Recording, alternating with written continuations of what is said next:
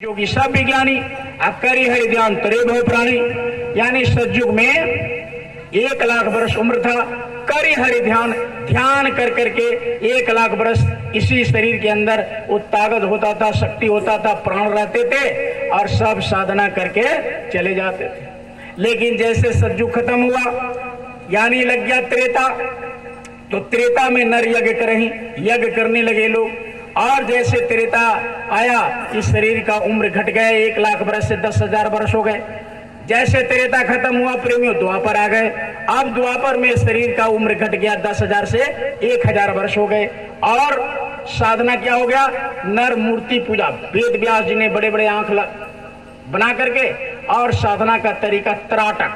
त्राटक कहते हैं अपने आंख को मूर्ति की आंख में डाल करके एकाग्र हो करके अपने मन को एकाग्र करना। तो ये उन्होंने चला दिया वेद व्यास जी महाराज ने। अब जैसे द्वापर खत्म हुआ, कलयुग आ गया। अब कलयुग में प्रेमियों, अब महापुरुषों ने देखा कि अब ये जीवात्मा अपने शक्ति से इतना इसका उम्र कम हो गया, अब 100 वर्ष हो गए। और सतयुग में हड्डी में प्राण था, अब उसके त्रेता में जब आया तो मांस में प्राण हो गया। अब जब द्वापर आया तो लहू में, खून में प्राण आ गए। अब कलयुग में गुरु महाराज ने कहा कि अन्न में प्राण हो गया प्रेमियों। अब अन्न आपको नहीं मिले तो आप जिंदा नहीं रह पाएंगे। इसलिए गुरु महाराज ने कहा कि इतने शरीर क्षीण हो गया कि बिना अन्न के तुम पहले 12 वर्ष उल्टे खड़े रहते थे, एक पांव पर रह गए, तो वो साधना अब नहीं हो सकती। इसलिए गुरु महाराज ने कहा कि कलयुग में कबीर साहब आकर के सबसे पहले और कहा कि 5 नाम का सुमरण करो, तब यह जीव भवसागर से तरो। यानी 5 नाम का रास्ता बताया और कहा कि करो। अब है कि 5 नाम मिल गए, तो कहा कि साध की खोज करो। कहा कि 1 घड़ी, आध घड़ी, आधों में पुनियाद। कहते हमको समय नहीं मिलता, हमको काम से समय नहीं मिलता, सत्संग में बैठने का समय नहीं मिलता। ये मन बहाना मारते हैं। आप अगर इसका मन का काम करिए तो एक दिन भी सुमरन ध्यान भजन ये करने नहीं देगा, क्योंकि ये मन काल का एजेंट है। काल ने तपस्या किया भारी, यानी भारी तपस्या कर करके हम जीवात्माओं को यहाँ लाए और ला करके प्रेमियों इस मृत्यु लोक में ये कर्म का अच्छा और बुरा का बना दिया। और इसी में भ्रम का जाल पसारा संतो, ये ना देश हमारा, हम तो हैं अमर लोक के वासी, जो 3 लोक से न्यारा।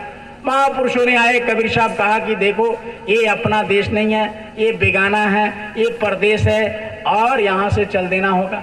जैसे कोई दिल्ली जाता, बम्बे जाता है, कुछ दिन रहते हैं दूसरे के मकान में, और जैसे घर आना होता है तो मकान को वापस कर देते। ठीक उसी तरीके से जीवात्मा इस किराए के मकान में बैठी है। गुरु महाराज ने कहा कि जैसे इसका वक्त होगा इस शरीर को खाली करेगा और इसको ले जाकर के जमुराज वहां डाल देगा। तो प्रेमियों, गुरु महाराज कहे कि उसके आने के पहले तुम अपना तैयार रहो। कैसे तैयारी करो? अभी आपने प्रार्थना में सुना, करो रे जतन कोई साईं मिलन की।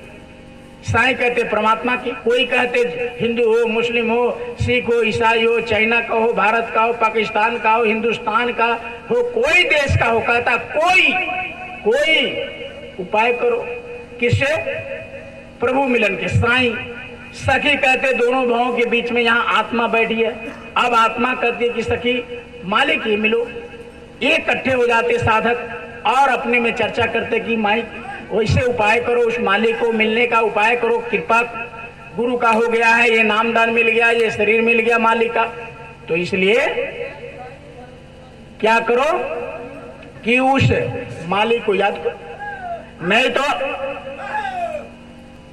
आगे बताए कैसे कैसे मन को यहाँ इंतजाम कर दिया काल भगवान ने, और कैसे जीवात्मा बेचारी को बेहोश, चोर को बांधा जाता है ना, वैसे ही आत्मा को बेचारी को चारों तरफ से मन बुद्धि चित्त घेरे हुआ है, बेहोश पड़ी। गुरु महाराज कहे कि जब सदगुरु का वचन तुमको ताकत टोनी का काम करेगा। कहा कि सर के गुरु को सर पर राखिए, चलिए आज्ञा माहे।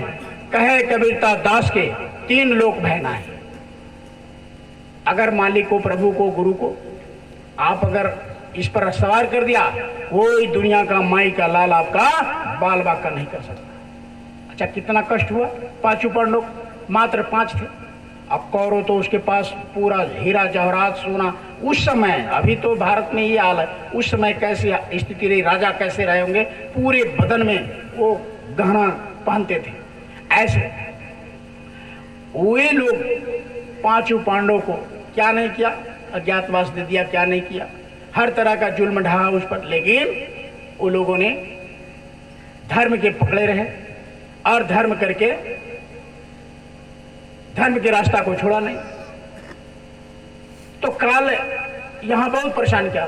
सत्य हरिश्चंद्र को देख लीजिए, बेटा मर गया, बेचारे की पत्नी बिक गई, अपने राजा था भिखारी हो गया, इतनी बदतर स्थिति हो गई कि श्मशान घाट में जाकर के रात में और एक लाठी लेकर के पहरेदारी का काम करने लगा, चिरागी टैक्स वसूलने का काम करने लगा कि जो भी कोई लाश लेकर मुर्दा लेकर आया था तो उससे टैक्स लेता था।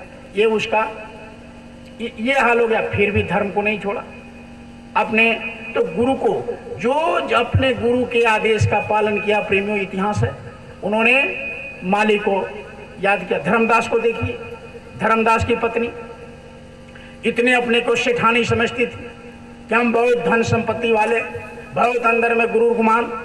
कबीर साहब ने आंख को बंद किया और कबीर साहब ने भजा रहे थे कि भाई हमारे नामदानी कितने माली के घर गए और कितने अभी बाकी हैं, तो ध्यान लगा कर देखे तो कहा कि अरे एक तो सेठे बन गया है, तो सेठ से भजन होगा, वो तो रात दिन घमंड में रहेंगे, धन के, संपत्ति के, पद के, प्रतिष्ठा के। तो चूंकि लाखों लोग उनको सलाम करते, प्रणाम करते रहते हैं दिन भर, अमीर आदमी को, पद प्रतिष्ठा वाले को, तो ये कब भजन करेंगे, इसको तो गुमान रहेगा और गुमान वाले से भजन नहीं होगा। कहा कि भजन कौन कर सकता है, नीच, यानी जो छोटे बन जाए, बिना छोटे बने ये काम होने वाला नहीं है।